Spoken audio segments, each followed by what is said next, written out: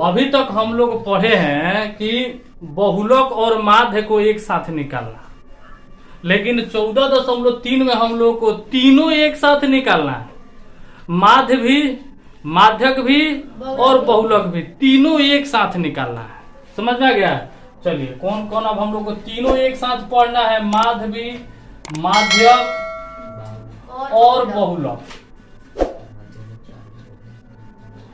तो माध्य और बहुलक दोनों को एक साथ निकालना हम लोग सीख चुके हैं, लेकिन अब हम लोग को सीखना है कि तीनों जब दिया हुआ रहेगा एक ही क्वेश्चन में कि तीनों निकालिए, माध्य भी निकालिए, माध्यक भी निकालिए और बहुलक भी निकालिए, तो तीनों को एक साथ कैसे निकालते हैं और तीनों को निकालने के लिए कितना खंड बनेगा, वो सारा जानकारी जो है कि इसमें बताने वाले हैं। चलिए देखिए, तो बहुलक के बारे में तो हम लोग जानकारी हासिल कर चुके हैं, लेकिन अब हम लोग को जानना है माध्यक। तो माध्यक बराबर फॉर्मूला क्या होता है, और इसमें भी बहुलक के तो बहुलक जो बता है उस वैसा ही इसमें भी हम लोग को जानना है कि एल बराबर क्या होता है। इसमें भी माध्यक वर्ग को चुनना है।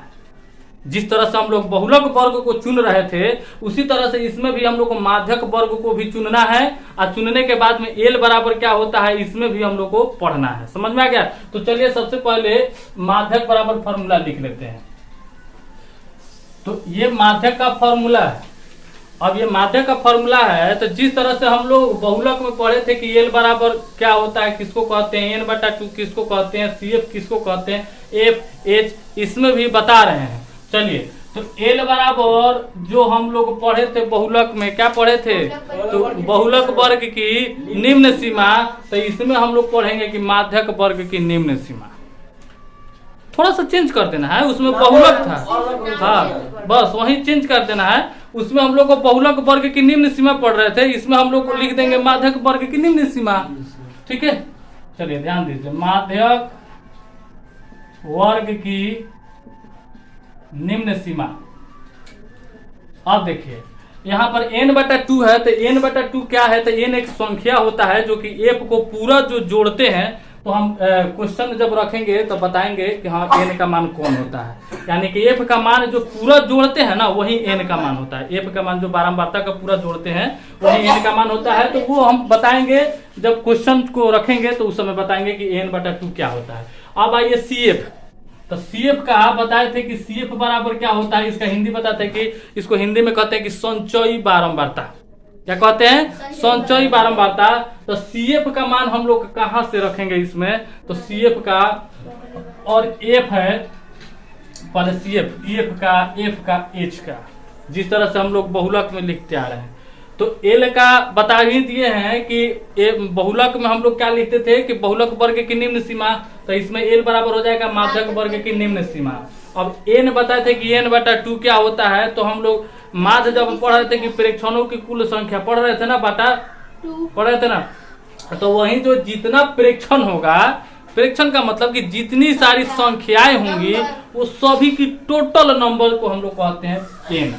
अब आइए CF है, तो CF का मतलब होता है कि माध्यक वर्ग से ठीक पहले वाले वर्ग की संचयी बारंबारता, ठीक पहले वाले। अब F बराबर होता है माध्यक वर्ग की बारंबारता, H बराबर होता है माध्यक वर्ग की लंबाई, जो कि हम लोग बहुलक में पढ़ रहे थे, बहुलक वर्ग की लंबाई। अब माध्यक में लिखना होगा तो लिखेंगे माध्यक वर्ग की लंबाई, जो वर्ग अंतराल जो बताए थे। ठीक है ना? तो चलिए एक क्वेश्चन को पहले हम लिख लेते हैं, और तब उस पर समझा रहे हैं कि अच्छी तरह से समझ में आ जाएगा।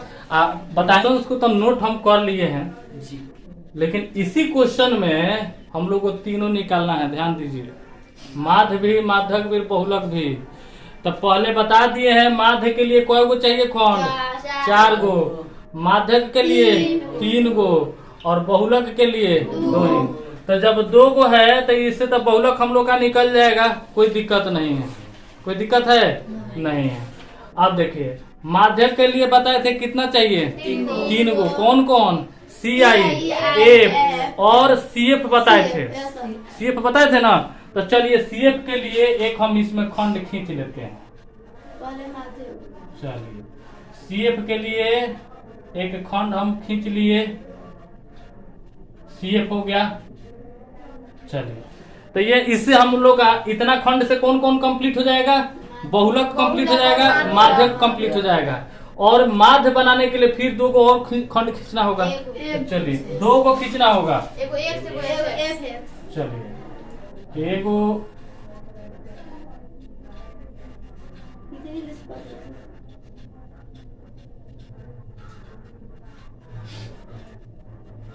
एगो एक्स हो जाएगा, एगो हमारा एफ एक्स हो जाएगा। चलिए ध्यान दीजिए, अब ये टोटल खंड कितना बना? 5 को बना। तो 5 को अगर खंड बनेगा तो समझिए कि हम उस खंड से हम लोग का पूरा तीनों का तीनों निकल जाएगा। समझ में आ गया?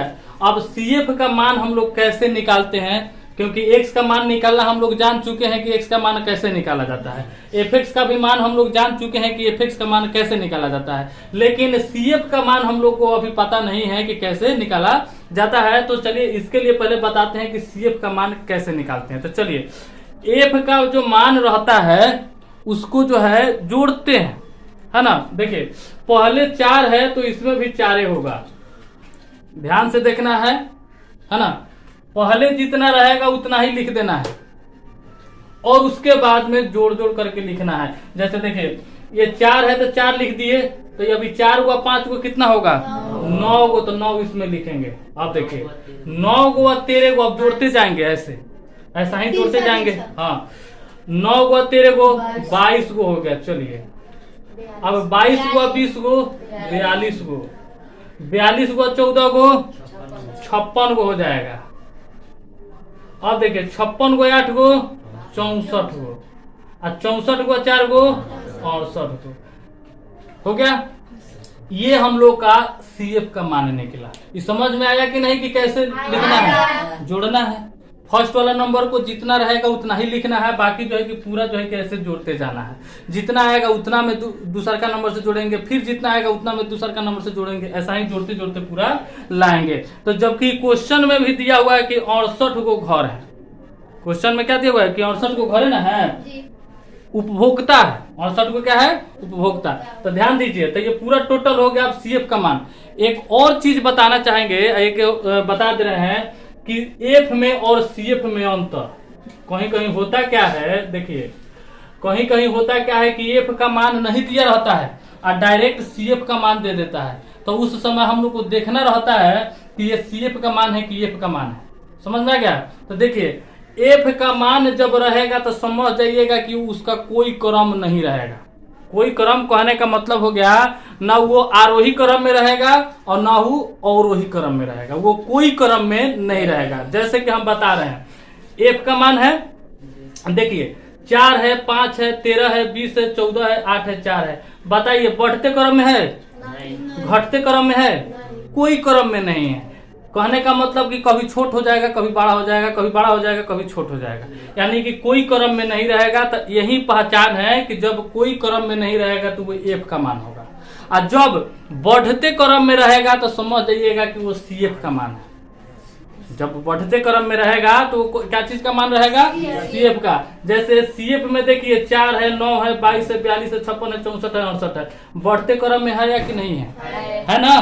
तो ये हम लोग का क्या चीज का मान हो जाएगा? CF का मान हो जाएगा। और जब कोई क्रम में नहीं रहेगा तो कौन का मान होगा? F का मान होगा। तो ये दोनों में अंतर यही होता है। अब पहचान में आ जाएगा। कहीं कहीं क्या होगा कि CF का मान दे देता है, F का मान नहीं दिया रहता है, तो उस समय में हम लोग F का मान निकाल करके तब हम लोग बनाते हैं। समझ में क्या? हाँ। अब जैसे CF का मान दिया रहेगा, F का मान नहीं दिया रहेगा, तो बता दिए कि पहले का तो पहले ही रहेगा, उसमें से उसमें घटा। अब क्या करेंगे कि 9 में से 4 घटाएंगे 5 हो जाएगा, फिर 22 में से 9 घटाएंगे 13 हो जाएगा, फिर 42 में से 20 घटाएंगे 22 घटाएंगे तो 20 हो जाएगा। ऐसे घटा घटा करके हम लोग F का मान निकालेंगे। कोई दिक्कत? चलिए, तो ये तो अंतर बता दिए। अब हम लोग चलिए पहले CF का मान जब लिख लिए हैं तो माध्य और माध्य और बहुलक तो पढ़ लिए हैं। इसमें जो है कि ओनली हम बहुलक बता देते, माध्यक बता देते हैं कि कैसे बनाया जाता है, क्योंकि बहुलक और माध्य हम पहले बता दिए हैं, पहले ही पढ़ा दिए हैं, तो वो तो निकल जाएगा, है ना।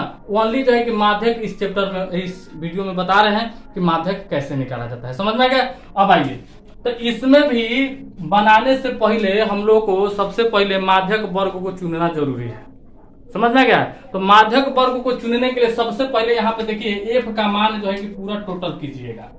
एफ का मान क्या करना है, टोटल करना है। तो ये सभी को जोड़ेंगे ना तो 68 हो जाएगा। ध्यान दीजिए, सभी को जोड़ेंगे तो कितना हो जाएगा, 68। कैसे पता चल गया कि 68 हो गया? तो कहने का मतलब ये CF का मान सभी को जोड़िए करके ना लाए हैं, तो नीचे जो आएगा वही मान जो है कि इसका भी हो जाएगा। और नहीं अगर दिक्कत होता है तो सभी को जोड़ दीजिए, कोई दिक्कत। तो ये 68 जो आया कथी का मान आया, तो n का मान आया। ध्यान दीजिए, कथी का मान आ गया, n का। जो पूरा टोटल किए रहेंगे ना वही जो है हम लोग का n का मान आएगा, जो कि हम माध्यक में फॉर्मूला में बताएं कि n/2 होता है। ध्यान दीजिए, क्या बताया है, n/2।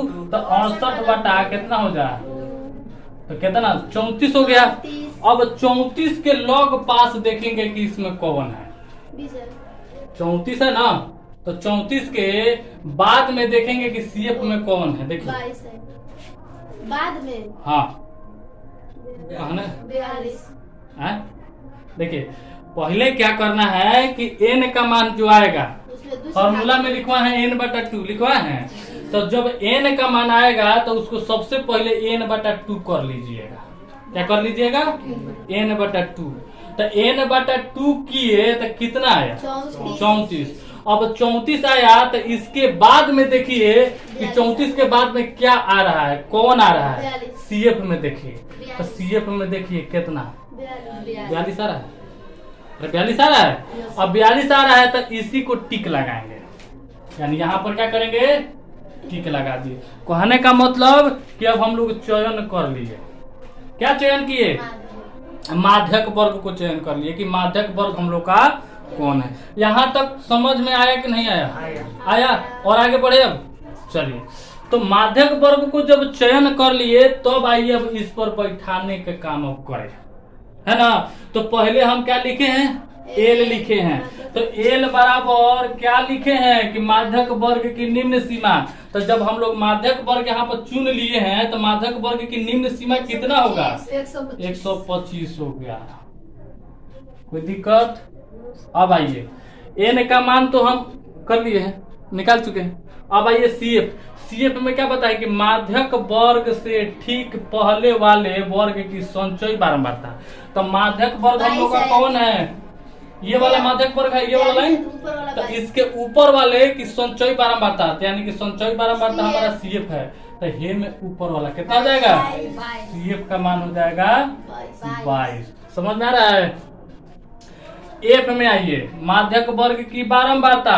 तो माध्यक वर्ग हम लोग का ये है, अब बारंबारता को आ रहा है तो बारंबारता वाला लाइन में देखेंगे कितना हो जाएगा, 20 हो जाएगा F बराबर। अब देखिए H का क्या पता है, माध्यक वर्ग की लंबाई। तो वही माध्यक वर्ग की लंबाई जो अंतराल जो बता है, वर्ग अंतराल कितना का है, 65 से 85 है, 85 से 105 है। कितना अंतराल बढ़ रहा है, 20 बढ़ रहा है। तो वही H का वैल्यू कितना हो जाएगा, 20 हो जाएगा। अब जो है कि माध्यक के फॉर्मूला पर रख दीजिए, बनाइए।